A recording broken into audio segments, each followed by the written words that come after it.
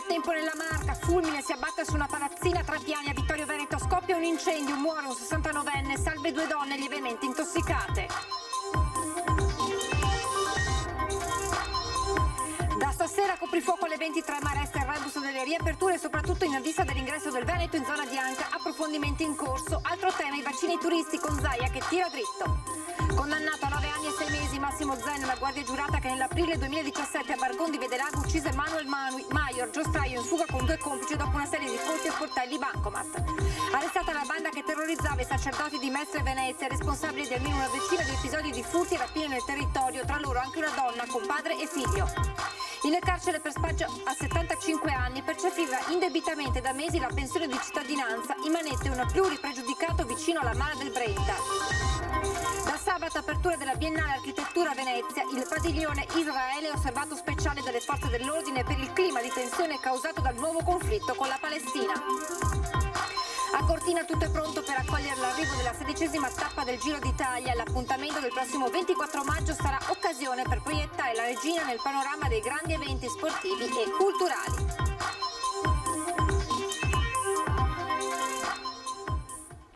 Buonasera, ben ritrovati con l'edizione regionale dei telegiornali di Antenna 3. Apriamo con la cronaca e con la tragedia che si è consumata nel pomeriggio a Vittorio Veneto, legata in qualche modo anche all'ondata di maltempo che ha interessato nuovamente la nostra provincia, perché un fulmine, questa è la causa dell'incendio, un fulmine si sarebbe abbattuto su un'abitazione di 3 piani, avrebbe innescato un incendio tra le persone che si trovavano in quel momento all'interno. 2 donne sono riuscite a mettersi in salvo, sono rimaste lievemente intossicate, mentre un 69enne purtroppo ha perso la vita. Dovremmo avere in collegamento il nostro Lucio Zanato per tutti gli aggiornamenti e la cronaca di questa tragedia. Buonasera Lucio. Buonasera Francesca, sono con il sindaco di Vittorio Veneto Miato. Sindaco, lei è arrivato qui subito sul posto, ci racconta direttamente cosa è successo a lei. Allora, sembra che in questo caseggiato di tipo rurale che esiste proprio al confine tra Vittorio Veneto e Colle Umberto sia caduto un fulmine. Ai pompieri non si esprimono naturalmente prima di un'indagine tecnica che lo possa accertare, però tutto lascia pensare che è stato un fulmine a accendere un fuoco sul tetto di legno di un'ala di questa abitazione. Abitazione che era occupata da 3 persone, 2 fratelli, fratello e sorella intendo, e una cugina. Mentre le 2 donne sono uscite perché sentivano un forte odore, il fratello è salito immaginando ci potesse essere un problema all'impianto elettrico, a un piccolo contatore che avevano all'ultimo piano, ma quando è salito è stato avvolto dal fumo prima. Raccontano purtroppo che ha tentato anche di aprire la finestra per ossigenarsi, ma è stato avvolto dalle fiamme e è praticamente deceduto. Le 2 donne da fuori hanno dato l'allarme, sono arrivati per i pompieri che stanno ancora continuando a spegnere. Il fuoco è spento da tanto, però devono insistere sul legno perché il fuoco ci cova sotto e prima di raffreddarlo ci vuole del tempo. Purtroppo abbiamo avuto questo decesso. La salma è ancora dentro? La salma in questo momento è ancora dentro. Le 2 parenti, la sorella e la cugina, abbiamo finito adesso di organizzare la nottata per loro e domani... Una famiglia seguita dai servizi sociali? Mi risulta di sì.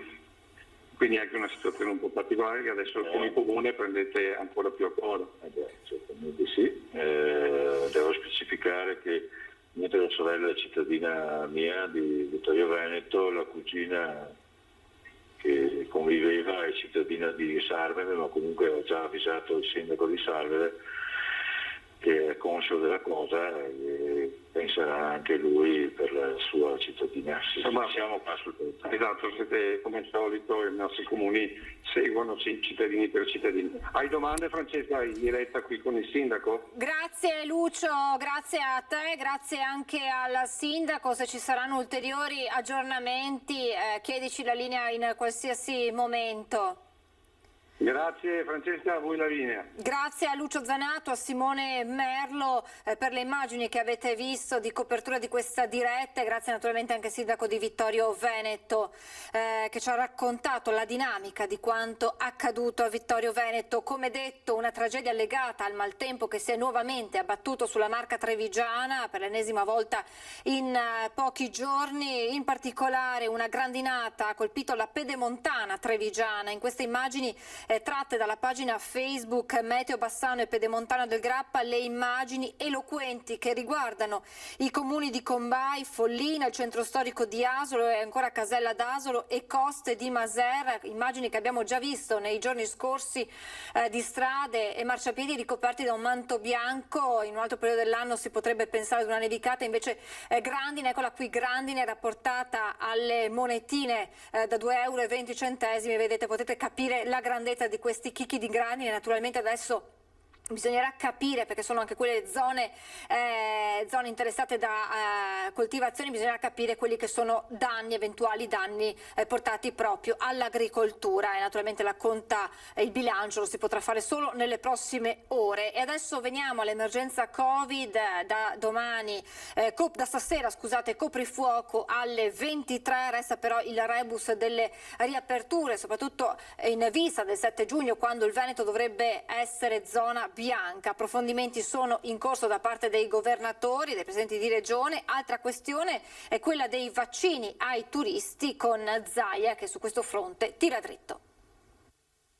Ha senso oggi parlare di un coprifuoco? Allora io dico che se avesse senso non lo portavi dalle 10 alle 11, no? Lo portavi alle 6 di sera, alle 4 del pomeriggio. Chiudevi tutti in casa? Una questione logica prima ancora che sanitaria, così Zaia giudica le nuove disposizioni sul coprifuoco che da stasera slitta alle 23, trascinando con sé l'orario di chiusura dei locali pubblici. È confermato che si trascina l'orario, quindi 23 coprifuoco fino alle 23 l'esercizio. Ma il tema di queste ore riguarda più in generale le nuove regole in zona bianca per il Veneto dal 7 giugno, se il quadro epidemico sarà confermato. Non è ancora chiaro se il cambio di fascia farà decadere o no tutte le restrizioni, anticipando le aperture fissate dall'ultimo decreto del governo al 15 giugno, è il caso dei matrimoni e dei parchi tematici, o al 1 luglio come le piscine al chiuso. Su questo è in corso un approfondimento. Vi portiamo una interpretazione autentica domani, in modo tale che siamo più tranquilli. Fronte che vede tutte le regioni mobilitate, come conferma da Trieste Massimiliano Fedriga, coordinatore dei governatori italiani, che non esclude si possa procedere con ordinanze ad hoc dei singoli territori per colmare eventuali vuoti. Su alcuni passaggi possiamo ancora lavorare, vediamo come vanno le cose, dopodiché è chiaro che per esempio sui matrimoni utilizzeremo comunque le linee guida nazionali, anche se dovessero riaprire un po' prima rispetto al 15 giugno. Condizione essenziale per riaprire resta quella di mantenere il contagio basso e procedere con le vaccinazioni. Su questo fronte Zaia lancia un messaggio chiaro ai quarantenni. Faccio un appello a tutti coloro che hanno più di 40 anni, dai 40 anni in su, di dire: attenzione ragazzi, avete 70.000 posti a disposizione. Se io per qualche giorno ancora è giusto, li vediamo liberi, apriamo tutti. Tra questi per Zaia dovranno trovare spazio anche i turisti che sceglieranno il Veneto come meta di vacanza, tema che sta creando alcune tensioni con il commissario Figliuolo, che nelle scorse ore aveva invitato i governatori, che stanno aprendo a questa ipotesi, a concentrarsi sui residenti. Ma per Zaia non c'è incompatibilità. Primo perché la campagna vaccinale sulle categorie a rischio in Veneto procede, secondo perché il turismo regionale va sostenuto. Il Veneto dichiara 2 punti. Se ci mettono nelle condizioni normative di poter fare, che lo salta fuori qualcuno che dice che commettiamo un reato, noi ci adopereremo per farli. Le forze politiche di maggioranza e opposizione in Consiglio regionale stanno cercando di formulare una proposta che sia compatibile con il contenuto delle 2 proposte di deliberazione sull'istituzione di una commissione speciale d'inchiesta sul Covid in Veneto.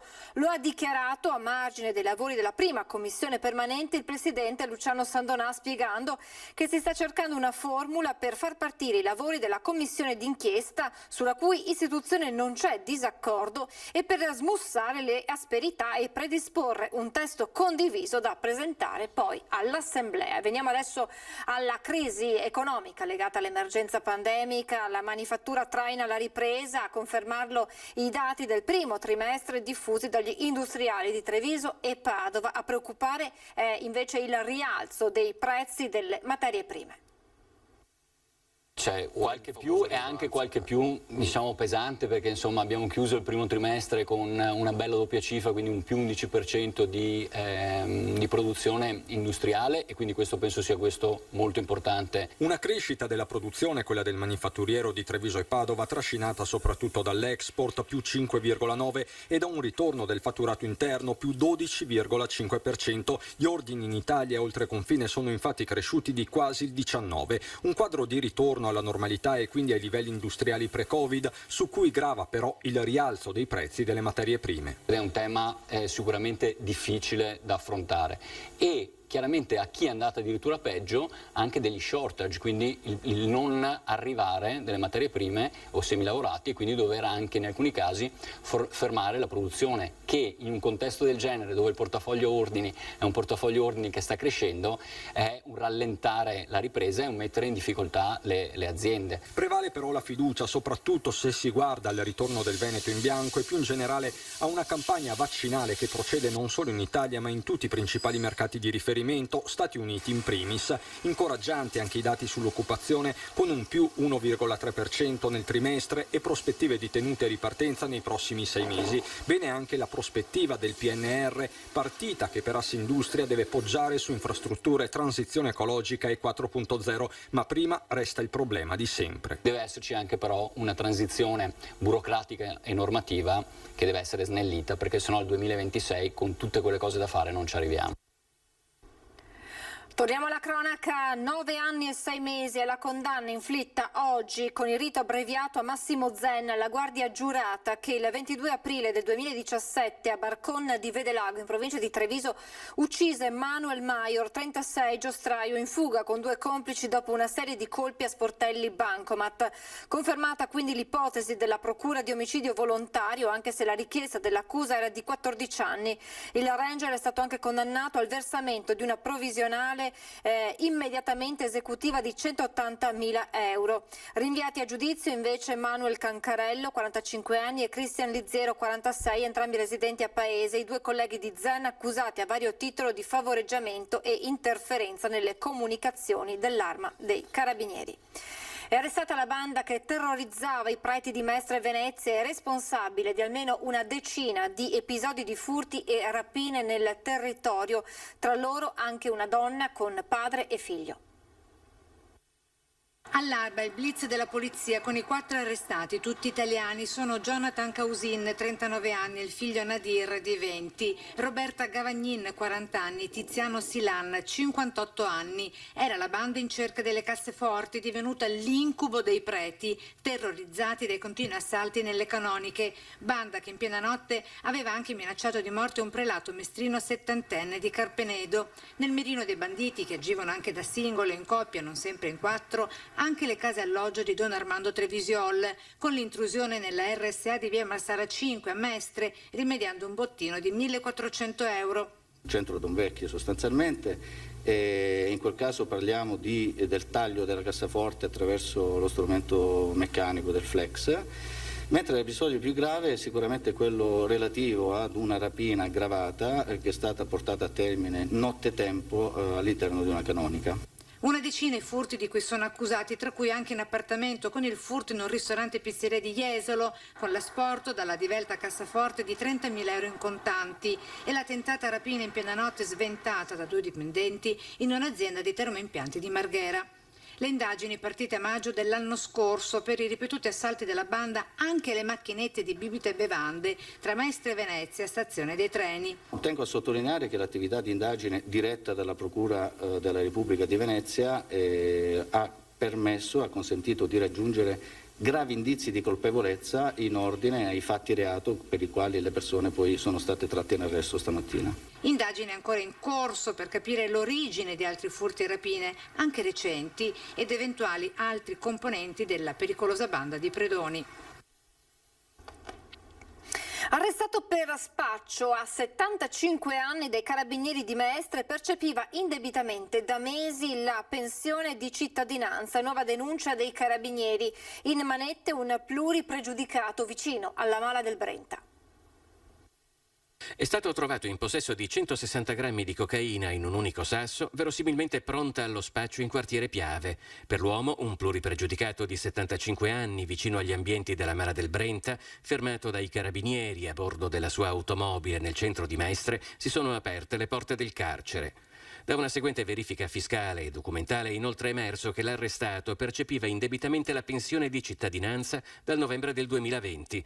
Nella domanda, regolarmente riconosciuta dall'INPS, aveva evitato di comunicare ed essere sottoposto a misura cautelare per precedenti condanne, circostanza che avrebbe fatto decadere i requisiti. Oltre alla droga, i carabinieri hanno sequestrato materiale vario e denaro provento dello spaccio. Restiamo nel veneziano. 50enne di Martellago ha investito una bimba di 4 anni sulle strisce e, presa dal panico, è scappata. La donna è stata denunciata per omissione di soccorso. Lo schianto è avvenuto ieri intorno alle 13 in via Bissuola, all'altezza del Civico 88, poco distante dal bar gestito dai genitori della piccola, che in quel momento stava attraversando la strada insieme ad un amico dei genitori. La piccola però è riuscita a divincolarsi e a sfuggire al controllo dell'uomo. In quel momento stava passando appunto l'auto con la donna alla guida, che dopo essersi in un primo momento fermata prestando soccorso alla piccola, poi alla vista dei genitori, presa a sua volta dal panico, è risalita in auto fuggendo. La bambina, colpita di striscio dalla vettura, è caduta a terra battendo la testa, rimediando un trauma cranico. Anche oggi in osservazione in ospedale, non sarebbe grave e dovrebbe cavarsela con pochi giorni di prognosi, indaga la polizia municipale. Ed è sul caso delle bugie del raggiro di cui è stato vittima Don Albino Bizzotto, fondatore dei Beati Costruttori di Pace, porta alla luce il dramma di molti sacerdoti della diocesi di Padova, che da oltre un anno sta collaborando sul fronte della prevenzione con la Guardia di Finanza. Oggi è il primo giorno. Non è un caso isolato quello di Don Albino Bizzotto, il prete dei poveri, fondatore dei Beati Costruttori di Pace. 370.000 euro in 2 anni, da luglio 2018 a luglio 2020. Tanto ha dato il sacerdote a un gruppo di nomadi convinto da bugie e ricatti, a fronte di un numero esorbitante di telefonate, 14.000. Soldi che Don Albino si sarebbe fatto prestare da persone e che sarebbero stati della stessa associazione di cui adesso non è più presidente. 11 le persone raggiunte da ordinanze di custodia cautelare al termine dell'indagine della Guardia di Finanza di Padova, con l'accusa di tentata estorsione e circonvenzione di incapace. Tra di loro anche il mago delle truffe con lo specchietto. Non un caso isolato il suo. Vittime di raggiri e truffe non solo preti attivi in un'associazione, ma anche i sacerdoti delle parrocchie.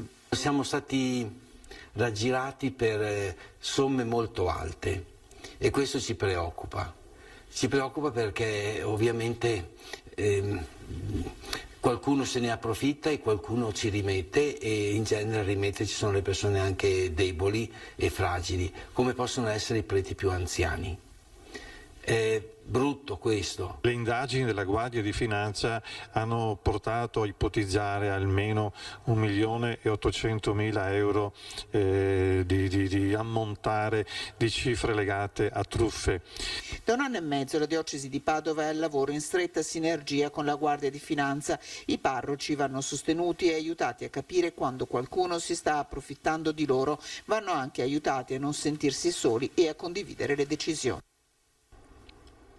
È morto sul luogo di lavoro la guardiola della casa per anziani di Lendinara, sempre in provincia di Padova, Denis Panduru, 52 anni. Nel maggio di 2 anni fa l'uomo di nazionalità romena era alla guida dello scuolabus che si ribaltò in una curva tra Arquà Petrarca e Valle San Giorgio con 13 alunni a bordo. Dopo l'incidente Panduru scappò perché temeva la rabbia dei genitori. Dapprima arrestato, la sua posizione fu archiviata. 2 giorni fa la morte improvvisa. Una morte naturale secondo gli inquirenti, ma per fugare ogni dubbio la procura di Rovigo ne ha disposto l'autopsia. Voltiamo pagina, inizierà sabato prossimo 22 maggio la 17ª mostra internazionale di architettura organizzata dalla Biennale di Venezia. Tra i padiglioni presenti, sorvegliato speciale dalle forze dell'ordine, quello di Israele, visto proprio i fatti di cronaca internazionale di questi ultimi giorni. È iniziato il conto alla rovescia per la Biennale di Architettura di Venezia, che da sabato 22 maggio prenderà il via. Dal punto di vista della sicurezza, attenzionato speciale da parte delle forze dell'ordine, in particolare il padiglione Israele, visti i recenti nuovi tragici scontri a Gerusalemme e lungo la striscia di Gaza. Preoccupazione anche da parte del presidente della Biennale, Roberto Cicutto. Ovviamente siamo tutti molto preoccupati da questo riesplodere della violenza in quel territorio. How will we live together? Come potremo vivere insieme? Traduzione del titolo di questa 17ª mostra internazionale, deciso non a caso dal curatore della Biennale, il libanese Hashim Sarkis, architetto. Ci rilascia l'intervista in italiano parlando dell'importanza della cura dei bimbi, dei loro giochi e di come giocando si eliminano le differenze anche da adulti. Non a caso ci sarà un padiglione a loro dedicato. Perché noi tutti amiamo giocare, no? E perché qui è un parco da gioco per i ragazzi. Allora noi alla Biennale pensiamo che how do you say to bring? Dare la Biennale alla Forte Marghera e alle ragazze è l'idea perfetta per questo luogo. La Biennale si articolerà tra il padiglione centrale e i giardini e l'Arsenale qui a Forte Marghera a Mestre, includendo 110 partecipanti provenienti da ben 46 paesi. A Venezia è presente anche un punto tamponi che però non saranno obbligatori. Si entra solo su prenotazione, ci sarà la misurazione della temperatura, ci sarà l'obbligo di indossare la mascherina, ci sarà un percorso obbligato, cioè si entra e poi si prosegue e si esce non da dove si è entrati, così come nei padiglioni nazionali al chiuso c'è un numero limitato, le persone saranno contate, ci sarà un fermo quando si supererà il limite e anche lì si entra e si esce da due porte diverse. A Cortina tutto è pronto per accogliere l'arrivo della 16ª tappa del Giro d'Italia. L'appuntamento del prossimo 24 maggio sarà l'occasione per proiettare la regina nel panorama dei grandi eventi sportivi e culturali. Dopo molti anni il Circo Rosa torna a Cortina, che insieme a Verona e Cittadella ospiterà il grande appuntamento di interesse sovranazionale, la presentazione ufficiale della tappa del 24 maggio questa mattina in municipio. La tappa regina del Giro con 212 km di percorso, 5.700 metri di dislivello attraverso il Fedaia, il Bordoi, il Giao. È certamente una tappa che sarà entusiasmante sotto il profilo sportivo, ma sicuramente una grande cartolina di grande visibilità. I numeri sono formidabili, nel 2020 più di 10 milioni di spettatori coinvolti, 806 milioni di audience globale, copertura garantita su 5 continenti, 185 paesi collegati, 119 milioni di visualizzazioni sulle pagine web. Una vetrina indiscussa per Cortina che dopo i mondiali di sci continua ad essere protagonista nello sport e nella cultura. 212 i chilometri della tappa Sacile-Cortina con oltre 5.700 metri di dislivello. Il Giro d'Italia si decide sulle nostre montagne, sulle nostre Dolomiti e quindi si deciderà anche quest'anno attraverso questa tappa che è anche un'occasione di grande promozione del nostro territorio. La provincia ospiterà anche la tappa del Giro Under 23 che arriverà a Pianlonghi sul Nevegalle, dunque lo sport, il ciclismo, veicolo di ripartenza della montagna dopo la pandemia. I grandi eventi sono un motore per la promozione straordinaria, noi ne abbiamo bisogno in questo territorio e dobbiamo anche costruire, diciamo così, una filiera di lungo periodo, anche su un grande evento come il Giro d'Italia, cioè consolidare quello che già esiste, la bellezza delle Dolomiti, le infrastrutture che stiamo mettendo a disposizione del territorio, consolidarlo con una promozione straordinaria. Ed è tutto per questa edizione, vi lascio come sempre alle previsioni meteo, grazie per essere stati con noi, buon proseguimento di serata, arrivederci.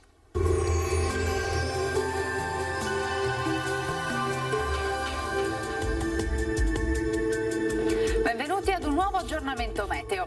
L'alta pressione tenta la rimonta sul nostro territorio. Giovedì 20 maggio sarà più asciutto, ma con i consueti disturbi sulle Alpi. Vediamo allora la situazione nel dettaglio. Sul Veneto sarà una giornata con sole prevalente. Sulla nostra regione avremo un cielo sereno o al massimo poco nuvoloso. Tuttavia, nelle ore pomeridiane sarà possibile qualche addensamento sui rilievi e qui non si escludono anche dei veloci acquazzoni.